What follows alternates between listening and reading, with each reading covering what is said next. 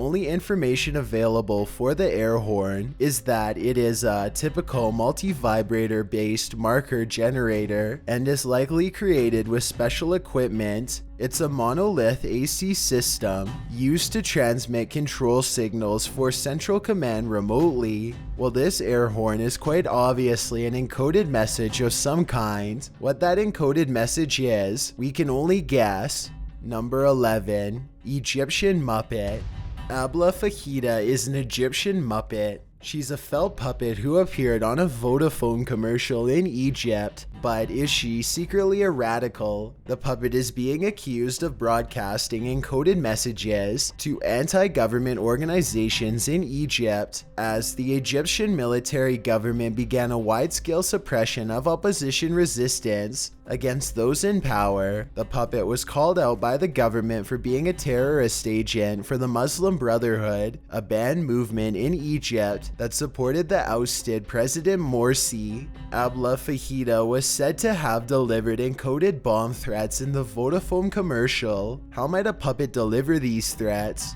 In the commercial, the puppet talks on the phone, asking how to retrieve her husband's SIM card after he passed away. She said it was lost at a shopping mall, and perhaps a sniffer dog could find it. The word sniffer dog was suggested by some to be an encoded message broadcast to those people involved listening, charging them to attack a shopping mall. Some conspiracy theorists also see symbolic secret messages in the background of the ad, suggesting that a cactus tree with Christmas ornaments near Fahita suggests an attack on Christianity, with the ornaments being bombs.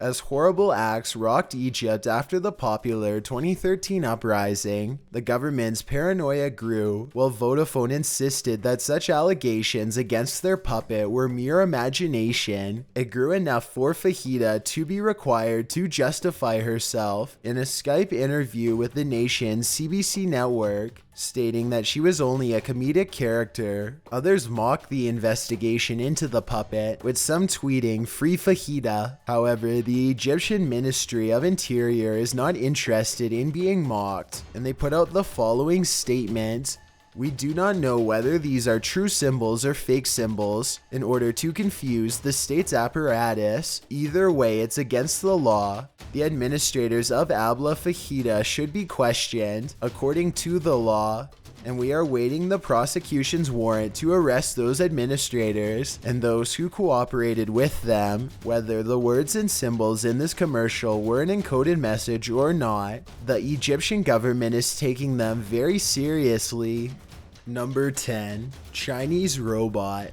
The People's Liberation Army Air Force allegedly uses a station called Chinese Robot that's been active since 2000. They use the station in two speeds, original and slow, the latter of which started to be used in January 2013. Transmissions are given speedily in Mandarin and are often spoken in 20 to 36 digit sequences.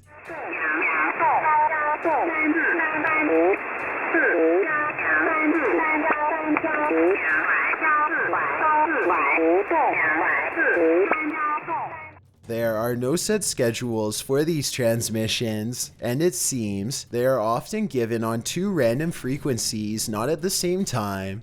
The two broadcasts may be given at the same speed or at different speeds, and they often use different sidebands to send their encoded messages. Number 9. Scientists to aliens. Are you intelligent? Is there life out there? Are we alone in the universe? These are the questions that SETI astronomer and scientists want answered. While getting the answers to these questions may seem a wild stretch, perhaps extraterrestrial communication is not so far away. In fact, capabilities are available right now, and scientists have broadcast a message using the encoded message system of radio waves called sonar calling GJ273b. The Messaging Extraterrestrial Intelligent International, or METI, organization notes that it might take 25 years for intelligent life to respond, if they even receive the message. The message to the extraterrestrials included details on humankind's understanding of time as well as info on basic science and math. The purpose of this was to ensure that extraterrestrials were intelligent and could understand humans in the way we might understand them.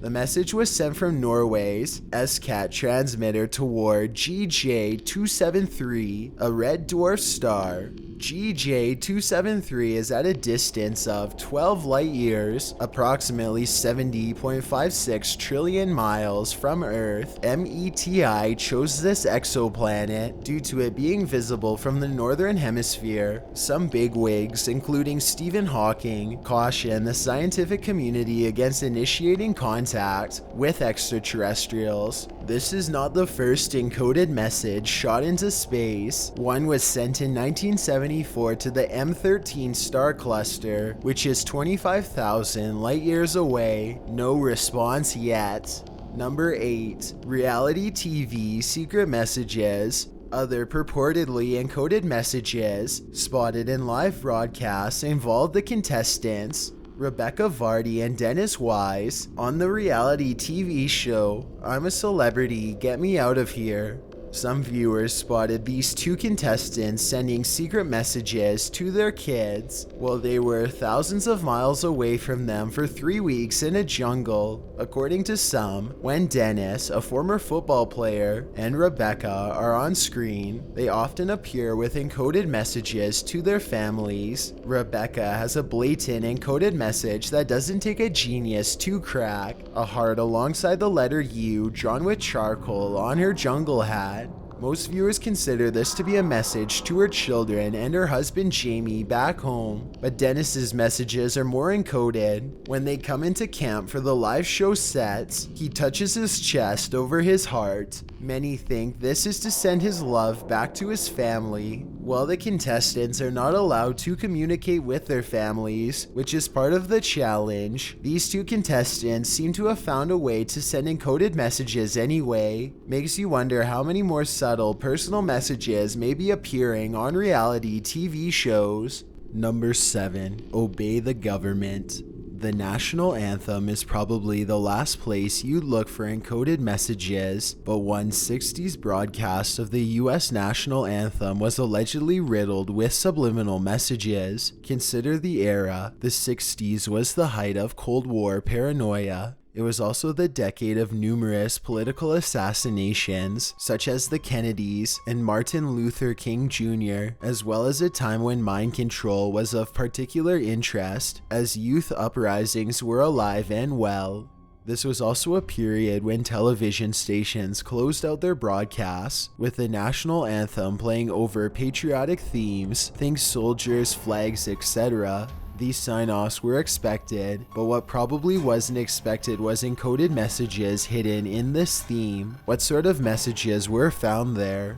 According to VigilantCitizen.com, trust the US government, God is real, God is watching, believe in government God, rebellion will not be tolerated, obey, consume, buy Ultra, buy Naomi, worship, consume, obey, believe, do not question government. These encoded messages are slipped in so quickly that the subconscious mind absorbs them without knowing and without dissecting. According to author Steve Jacobson, who wrote Mind Control in the United States, subliminal perception is a deliberate process created by communications technicians by which you receive and respond to information and instructions without being consciously aware of the instructions. While some research concludes that subliminal messaging does not work, other research is contrary. However, either way, the purpose of the subliminal messages in this video seems clear. Obey the US government and consume more products. The quotes about Naomi and Ultra may be referring to two CIA projects, MK Naomi and MK Ultra. MK Naomi involved biological warfare, while MK Ultra involved mind control. Both were kept secret from the general public. So was this actual proof of the US government taking these experiments further by plugging their subliminal messages into television broadcasts? Some might say, of course it is, but others think the video is a hoax.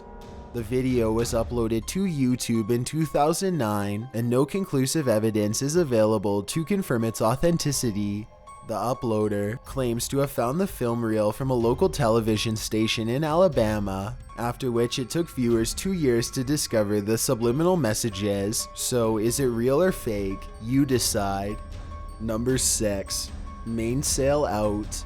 The US Air Force transmits coded messages to aircrafts across the globe via a network of transmitters using a high-frequency global communication system, or HFGCS. The operation codes are used for air-to-ground communication as well, and the coded traffic on this system is called Emergency Action Messages, or EAM, although this title is inaccurate, as most of the messages are not an emergency. The coded traffic on this system often is composed of long number and letter combinations, sent out quite often, sometimes twice every hour. When the encoded message is broadcast across the system, the operator repeats the message's first 6 characters 3 times, and then says "stand by." After this repetition, the entire message is broadcast, after which the operator states, "I say again," and the entire message is repeated. The message is completed by the airbase from which it came and the word out. The final word differs from that given from July 2013 to April 2015. Rather than finishing with "out," the collective encoded call sign for the network's ground stations was mainsail, so mainsail out was how every message was closed. Moreover, the Sky King call sign on this system was delivered by the Army Materiel Command and Army Contracting Command of the United States Strategic Command. These messages are given priority to cut into any on-air traffic. The Sky King call signs is delivered to missile crews and aircrafts belonging to the single integrated operation plan. The encoded message is sent in the following way: Sky King, do not answer, followed by an ID of 3-character length, a verbal timestamp, and an authentication code of 2 characters. All is recited twice and intersected by the phrase, "I say again." Live broadcasts of these encoded messages may be easy enough to interpret for those in the know, but for us normal people, Sky King sounds pretty intense. Number 5. Whale Song. Broadcast from 2 different sources in England and the US, the Whale Song is a numbers station. Whale Song is named as such because it looks like whales singing. It's also called the backwards music station because, you guessed it, it also sounds like music played backwards. This number station basically is a combination of distorted voices and strange tones, likely hiding encoded messages. What these broadcasted encoded messages could be, we don't know.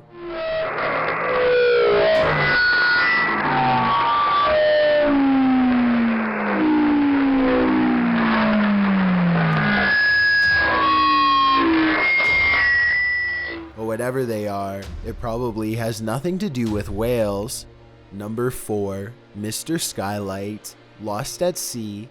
Mr. Skylight is an emergency code word for seafaring vessels, which might be used over the PA system when something goes wrong. For instance, on September 28, 1994, when the MS Estonia used it, the MS Estonia was crossing the Baltic Sea from Tallinn, Estonia to Stockholm, Sweden, with 989 people on board. The ferry hit some rough waves resulting from strong winds, but the weather was described as normally bad by the on-scene commander, who made the rescue effort, meaning the Baltic Sea often experiences such autumn weather, which usually didn't disrupt ferry crossings at sea. The ferry was also tracked by radar, traveling at a normal speed, so speeding was not an issue that sad and fateful day.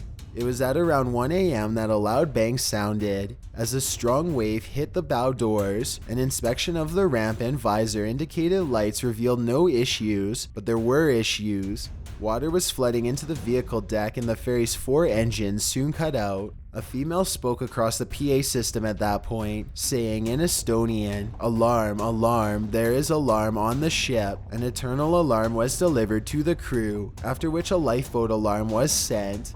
The internal alarm included this code language broadcasted live across the PA system: Mr. Skylight to number 1 and 2. This code phrase cites that the crew must seal the hull by shutting the watertight doors. Mayday was also communicated to the crew. The radio operator of Silja Europa was contacted. Estonia's location was not provided to the operator before the electricity cut out.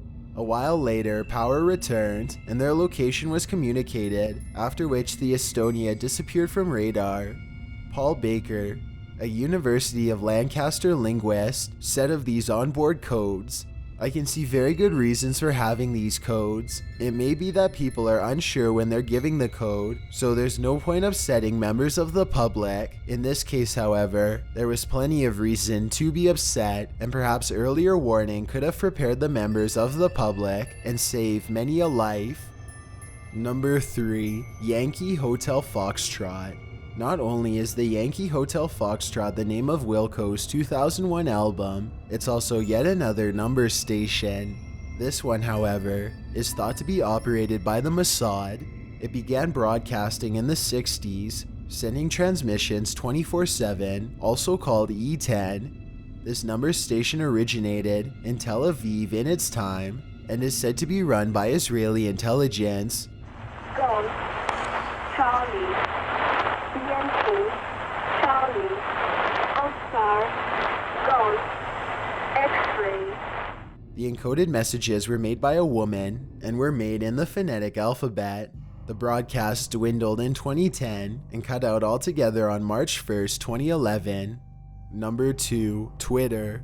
Twitter doesn't want to be left out of live broadcasting encoded messages, and some believe live tweeting is the future of number stations. Some of these so-called number stations can be found at Number Stations, at Guguns, at XCV-94, and at TruthTrain14. All 4 of these accounts tweet sequences of letters and numbers in periods of hours to minutes, and nobody knows why. Well, some suspect at TruthTrain14 is a number station set up by the GOP to evade Super PAC rules, but what are the others doing? Are they sending encoded messages, or is this just spam? No one knows, but if you're intrepid enough in decoding these number and letter sequences, maybe you'll be the one to find out. And if you are, you better watch your back.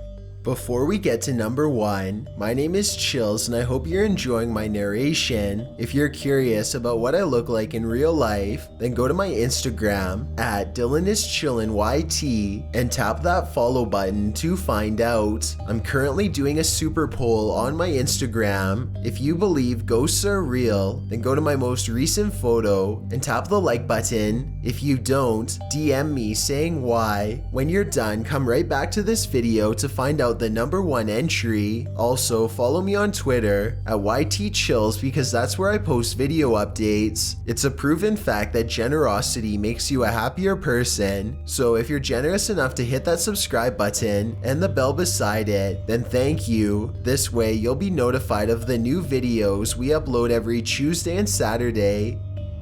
Number 1. Hostage Rescue Code.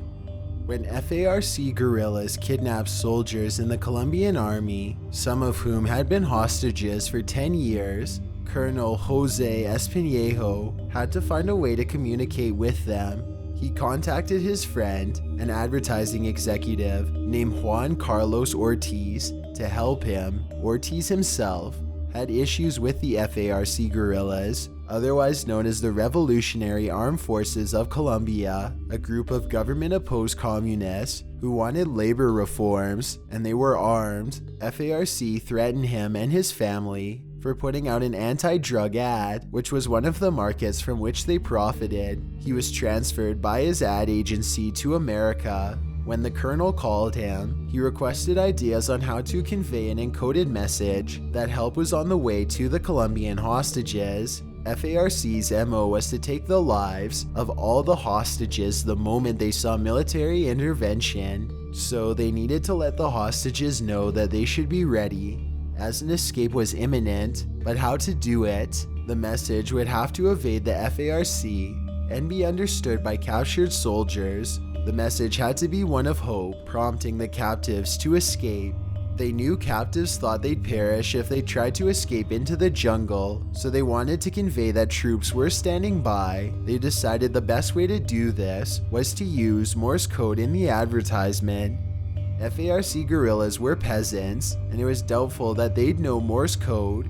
While many soldiers were taught it in basic training, they decided to input the code in a song in a way that no one who didn't know Morse code could ever detect it. In the process of writing the song, they discovered they could fit approximately 20 words in Morse code into a normal song length without disrupting the beat. So they coded the following message: 19 people rescued, you are next, don't lose hope. The encoded message would be broadcast across radio stations. The lyrics before the Morse code begins were, "Listen to this message, brother." The code was blended into the beat, but the process wasn't seamless.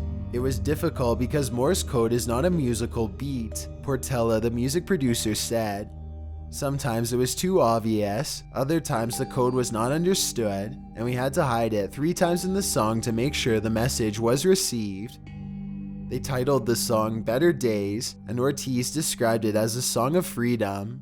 Now, to broadcast it, luckily the radio stations in the jungle regions where the guerrillas held the hostages were controlled by the government, so this wasn't so difficult. Better Days was broadcast on more than 130 stations, 3 million people heard it, and the encoded message worked.